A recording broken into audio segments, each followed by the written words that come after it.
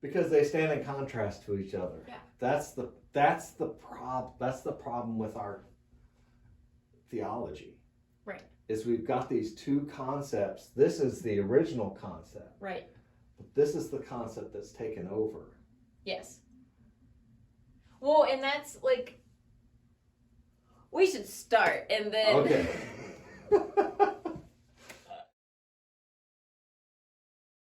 Hello. Hello. Hello. Hello. And welcome to another episode of Mondays with Meg. and Tom. A special standing up episode with our fancy schmancy whiteboard because we're high tech here on Mondays with Meg and Tom. So, since we are now fully in Eastertide. your brand new word, My new word. Eastertide, we thought let's talk about resurrection and also about this other thing, which is the immortal soul, and talk And they're about two different things. and talk about how they are two different things, and in theology, they lead us down two different paths. Yeah. Resurrection is where we used to be, and we used to be all about resurrection. But Now. this theology of the immortal soul has sort of creeped in. And since the two don't really work, we've, like everything, we kind of created a third way of thinking about things, but it violates a lot of what resurrection is. Okay. Because the whole concept is, if you have an immortal soul, what's the point of what's the point of this? Point of that, right? So. And is this the concept of the immortal soul? Is that what you feel like people gravitate towards? So I think the- Christianity and people have gravitated more towards this. Okay. This provides more comfort. Sure. The concept of immortal soul is that we'll do this one first. We as human beings, right? We have an immortal soul. And this immortal soul, we'll write the word, is enfleshed. Ooh, good word. How about that? Nice. I like it. Wow. It's almost like we know what we're talking about. We're educated people. It is enfleshed. Enfleshed. But, let's see. Now that I got all goofy about saying that we're so smart using these Now you don't have exciting a word words, I don't have the right goes- words. But in a way, it's contained. In that we really don't care about the body. Okay. If the immortal self or the immortal soul, lots of times you hear people say that this is my true self, is whatever this is, this immortal soul. Okay. Right? And it's almost like it's like a spiritual organ in your body.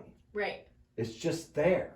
You carry it with you. Right. When you die, it gets Contained. released, right? It's Right. contained in the body. Right. But the body is not who you are. It's not this combination of immortal soul The and body's flesh. like a vessel. It's just a vessel. Yeah, it's just a vessel for a short time until you die and you get rid of that body and your immortal soul. And this is where, well, then what happens? Something's got to happen Right. to your immortal soul. Where does So it go? it's all about, where does it go? So it all then becomes a question of heaven or hell, because it's got to go somewhere. And so a lot of our theology becomes about, where do you go? Right. How do you go there? Or what happens? Why do you go there? Right. But this already exists. It's already there. It doesn't have to be created. It's a part of who you are. Right? I'm with you 100% right You're with me. now. I have not been lost yet. Good. It's easy. I mean, we know this stuff. We Right. hear this. This is the kind of language we use. Right. This is the language, again, that fuels a lot of our theology. Resurrection has a whole different piece. in resurrection, there isn't an immortal soul. Right. Should I write that? So you can, but the body is more important in resurrection. How do you spell?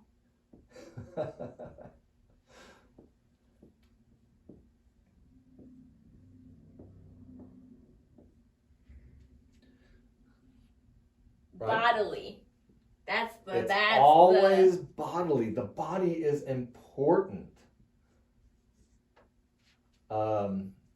And so in resurrection, the concept of resurrection, it's life, is it the spirit? There's more of a intangible spirit more than I think it's the word immortal. Right? I like intangible spirit. There's an intangible spirit that animates the body, but the body and the spirit together is what makes us who we are. It's not that this is one and this is just a vessel. It's that combination of the two. Right. Is what really makes us who we are. And that's how I've always thought about it. Like it's never like human, like people wise, body and soul. It's not. I have my body and then I have my soul. Right. Like they're the same. It's like it all makes up the thing. It all makes up me. Right. So the two are together. Right. And it's so important that when resurrection happens on the day of resurrection, the two come back together.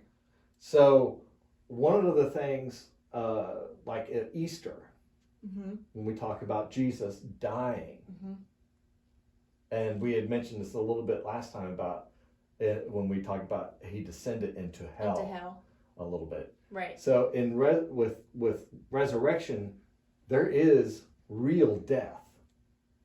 Yeah, like it's not a... There is real death, as in you don't exist anymore. Right. Real death. With the immortal soul, when you die, the physical body dies, but this part never dies. Soul. This the immortal part. That's right. Yeah. It's immortal. It always exists. Right. It always goes on. And then again, it's about, where does this go? Right.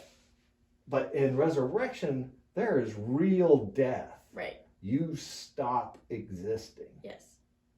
And this is that may seem minor, which is why I think, Well, I think that's why that's comforting, because I don't cease to exist here. Death isn't real. I'm going here or I'm going here. Right. Death is transition. Right. Yeah. Death is oblivion. Real deal here. Right. Yeah. So death and is of course, like that's, you don't want to hear that. That's like, I don't know about that. No, no, you don't want to hear that. But again, what gives resurrection its power is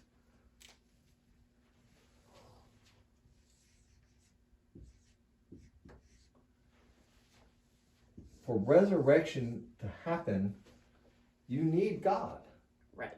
God makes resurrection. God resurrects. Right. I don't. You don't need God here. God becomes, God becomes the ferryman, basically, or God becomes the, which way do you go? But God. This is why sometimes I'll write the word machine. God gets turned into this machine. Mm-hmm. It holds up the scales. Do you have enough good? Do you have enough okay? You're there. You're here, you're there. Right. You're here. You're there. But that's not what's happening here at all. Here you have a totally sovereign God. Right? EIGN. Points off for spelling? Oh yeah. Is it IE? I don't know. Or EI? I don't know. How much higher years of a higher education do we have, but we still can't spell? I'm not there yet, so. So on Easter, right. On Easter, when we say that Jesus descended into hell, that hell is not this over here. Right. that hell, what we're saying is he descended to the dead. Right. To where He all died. people go. Right. He died completely. Right. Like real death. Real This happened. death. Yes. There was nothing left. Right. Real death. He gives up the spirit. Right? That's that. The wind goes. Right. The body dies. Right. And he is 100% dead. He's really dead. He is really, really dead. Bless you. I got excited, so I sneezed. And it is God who resurrects Yep. Jesus. Yep. And this whole new resurrected body is, we can even say, we use the term new life, but it is almost, it's new creation as well. It is the power of creation that happens again. Mm-hmm. So in this, woo, it means creation is important. The material aspect of creation. It's necessary. It's necessary. It's so important that God puts it back together. Right. Like it's He not does finished. it again. Right. Does it again. God does it again. And so that's if you're talking about this, that's kind of the basic, what's different about it. Right. So here, Scripture uses terms like, there's the dead sleep in their tomb. Right. Asleep. They don't know. They're unaware. Right. And here, your real self, you're always aware. Right. There is no time, and it's almost that's it's scarier almost automatic. to me than It's almost this automatic. Right. Again, it's just Like automatic because this already exists. Right. So resurrection isn't just, the way we combine it a lot of times then is, well, it's re-enfleshing the immortal soul. Okay. Well, what's the point? What's the point of putting the immortal soul back into flesh? Well, is that then?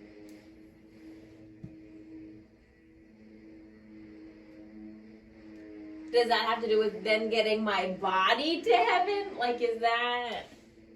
If you're already, so again, in this theology, in this way of thinking, if let's say you're already in heaven, Right. what more do you need? Right. You're in heaven. Right. This takes getting here. It's all about this part of figuring out where you're going to spend eternity. Right. Because you're immortal. Right.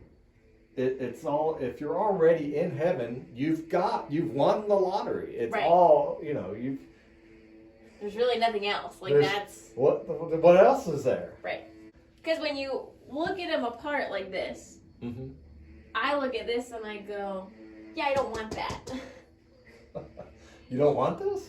No, this sounds scarier to me than this one does, than this side does. Why is this one, that's interesting, because one of the things we keep saying is, I think this took dominance because, one, people somehow found this to be more comfortable. Right. And no, I think what it is, it's like, well, this is then the only focus. Right. And I don't like that that's the only focus, because that's not the point of this religion that we follow. But look again at Christianity today. Right. What is the focus? Have you done what you need to do to get to one of these two places? Right. And for a lot of us, this is what we're finding a lot with the middle school kids. This is what bubbles down. Focus. This becomes, why do you have, I've asked you this before, why do you have a personal religion today? Right. Because I want to go to heaven. And the way to get the the God machine down here to work in my favor, we all know, and this is going to sound cynical, but is to participate in the religion, the rituals, and the religion that this God machine favors. Right. Right? Because if you do the right, if you hit the right buttons, if you do the thing that the God machine you check the right boxes, then the God machine works, ding ding ding, and you automatically float off to heaven. If you don't check the right boxes, this God machine works, and you go down the chute like Violet. Yep. And Willy Wonka. Yep. Historically, I think it was over time. You know, this is just more comforting. So this is. I think this is more comforting. I also think this is a greater motivator. Yeah, it's a huge motivator for people. And the reason this is a greater motivator, one is it's either it gives you reward and punishment. Right.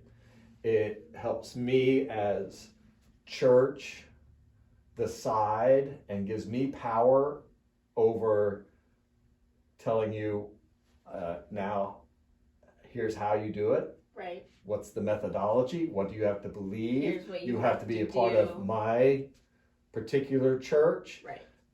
You got to make sure you're not a heretic or unbeliever, because the God machine doesn't. Well, that's what's going to get you here. There is. The God machine does not, there is no grace in the God machine.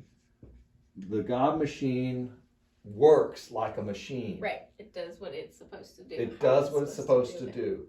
The God machine has no autonomy a lot of times in this. If you listen to people, they won't say that, but right. But when it comes to it, it's about, do you believe the right things? Right. And go to the right church and whatever. Do you check the appropriate boxes? And so even now, even as Christianity is kind of, it's become cultural. Mm-hmm. Now it's, am I good enough? Right. Or am I really bad? Or now it's good much. and bad. Right. So good people, regardless,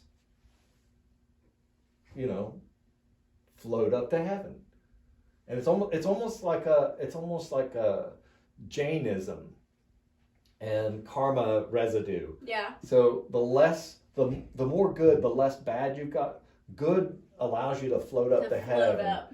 The more bad you've got attached to you, it's going to pull you down. Say you're sick. Right. And I think that's Jainism, has that kind of concept of the soul ascending or descending, depending on the good and bad. But that's what it's become. I mean, culturally, think about how people talk about in culture. Oh, yeah. Right? And again, there's no autonomy here. God can't decide. Mm-hmm. So you talk to some folks who are very invested, and they're like, well, this person is, religion B. Well, only religion A goes to heaven. Religion B cannot, but can't. No. God cannot, will not, does not do that. Right. Over here, that's not real life. Over here, though, in this theology of resurrection, it is God who does it. Right.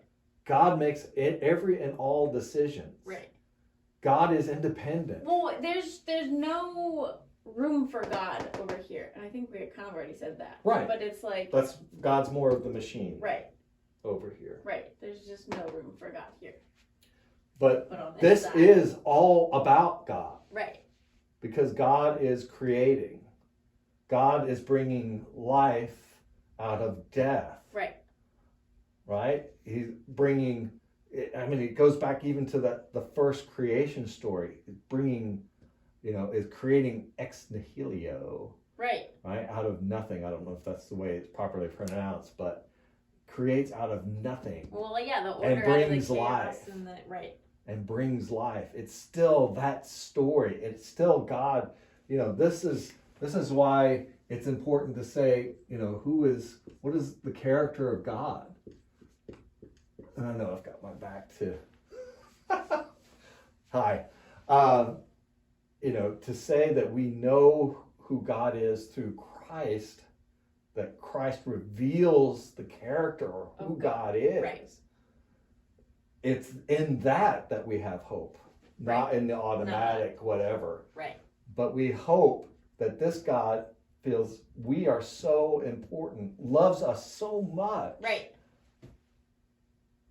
that would go through all of this. That this isn't the end. That this isn't in, but it's God acting alone.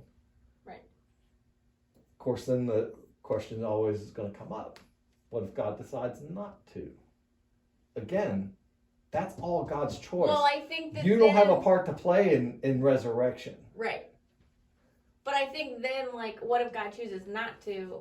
I think that goes back to what do you believe about the character of God? Right. Right. What do you believe about the character of God? Right.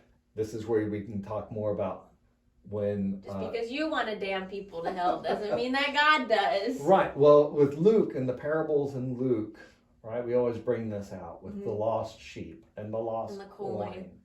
And this is the God, as he's trying to talk about the character of God, right, who would go until leaves the 99 stop, to find the would one. not stop until that one is found. Right? When does God give up? When does God say, "You're not worth my effort to redeem"? Again, God never does that. This is the God who, as we declare, gave God's only Son.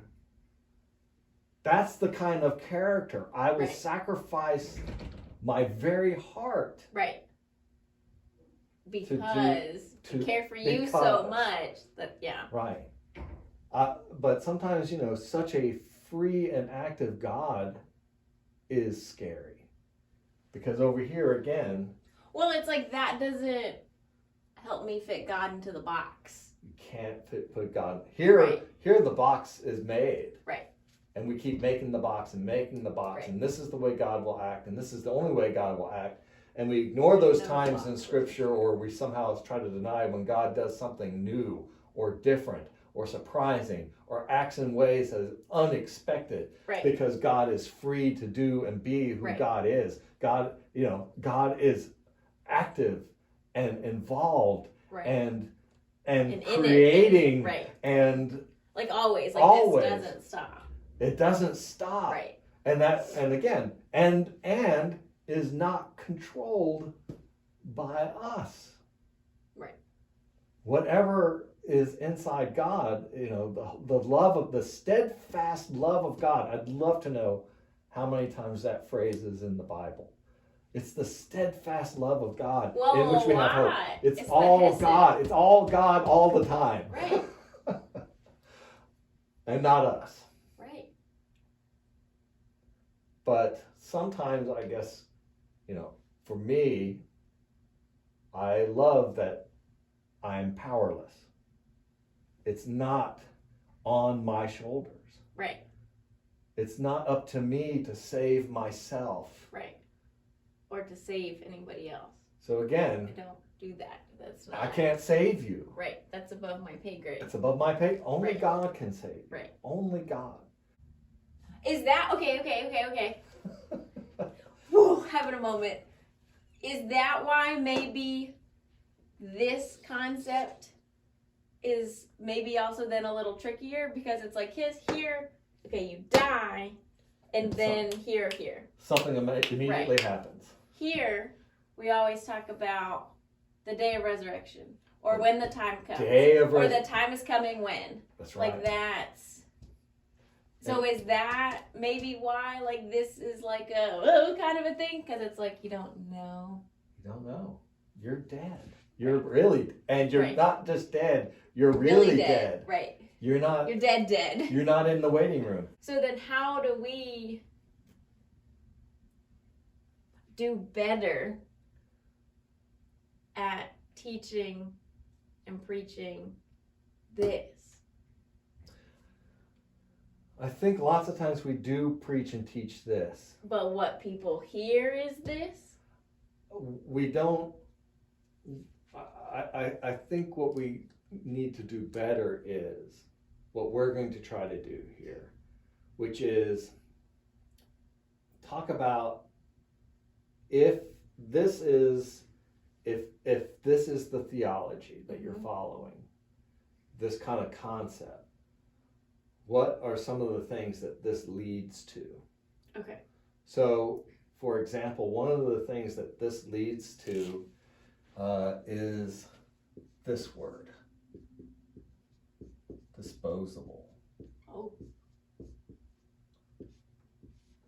Right? Mm-hmm. Because again, flesh, the material world is passing. Right. This doesn't matter. So if you go with that, if you start to talk about things that are disposable, then we're okay with throwing people in hell. Right. Because it means some people are disposable. Mm-hmm. We can talk environmentally. It means the world around us is not important. Right. How can that ever be a thought, though? Like, that just... It's temporary. blows my mind. This is temporary, and it doesn't matter. Right. So even you have people who might be, as Christians, are very attached to this. Mm-hmm. Listen to how they talk about why it's not important for us to worry about the environment or saving the earth. It's because this earth is going to pass away. It's disposable. It just ultimately doesn't matter. And so if you begin to talk about that, look how just that one thing leads you down certain roads. Right. Right? Just that concept. Whereas if resurrection here is bodily, if here the material is important, Matters. It also means that creation matters. It also means that God thinks it's so important, I guess I should have gone there, that the act of creation is going to continue, right? Right. Like, that's the... And, to still have something, it's not that this earth is going to blow up and disappear. Right, it's like that's going to happen for us to get this part. Right, we gotta get rid of this trash. Right. And then we're going to create a new earth that's... No, resurrection takes all of that and it renews and remakes. It's all valuable. It all has value to it. Right. What's the renewal is the big part. It's the renewal. This one, there is no renewal in this. Renewal is important in resurrection. There's nothing is disposable. Right. Right? And it's God who gives value. God gives value to creation. God gives value to human beings. God, through God's steadfast love, that's where the value comes from. Right.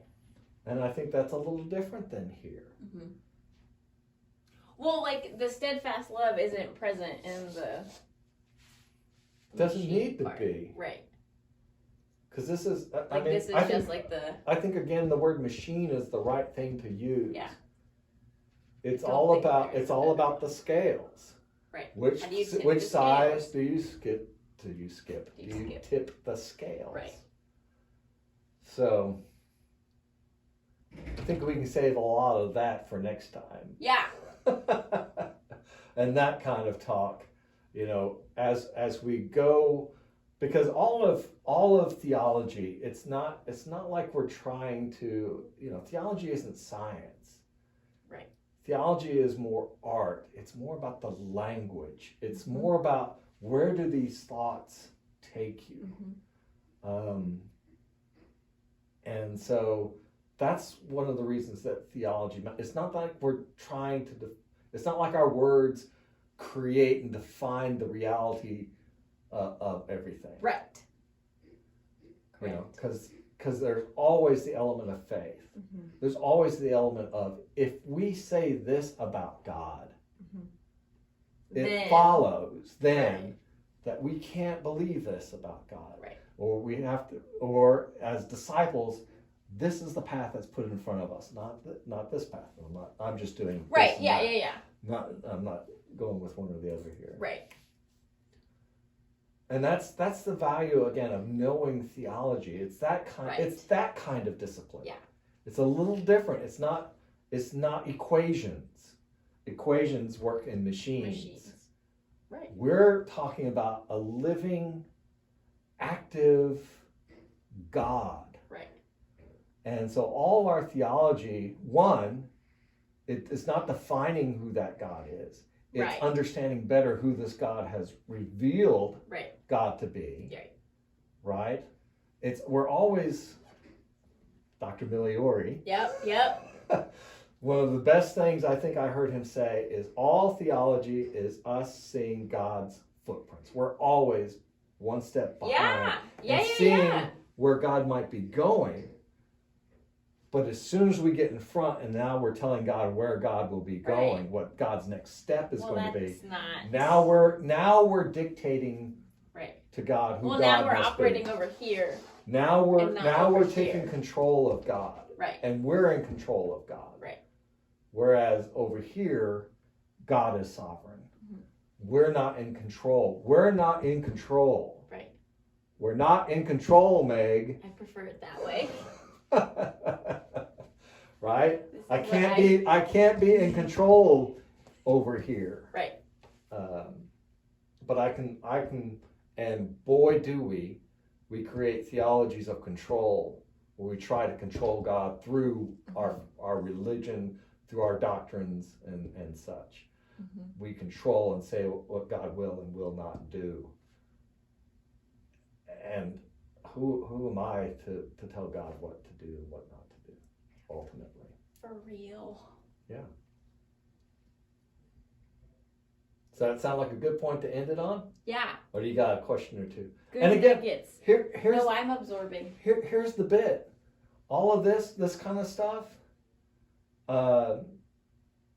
it's found in any basic theological textbook that right. you're going to read when you take theology in the fall. In the fall. When you get to theology in the fall, I mean, most of what I've said today is in a paragraph in Shirley Guthrie's Basic Christian Doctrine, I think is the name of the book. Uh-huh. There's That's a where it is. that talks about it. It's not like this is hidden right. or right. new. Right. It's realizing this word we keep saying is valuable, but we've dropped it. We've let go of it. And we'll talk about that the next episode of Mondays with Meg and Tom, and we won't look at you. We're having a conversation here. You're just a fly on the wall. You're just there. Yeah. Anyway, we'll see you. See Bye. you next time. Bye.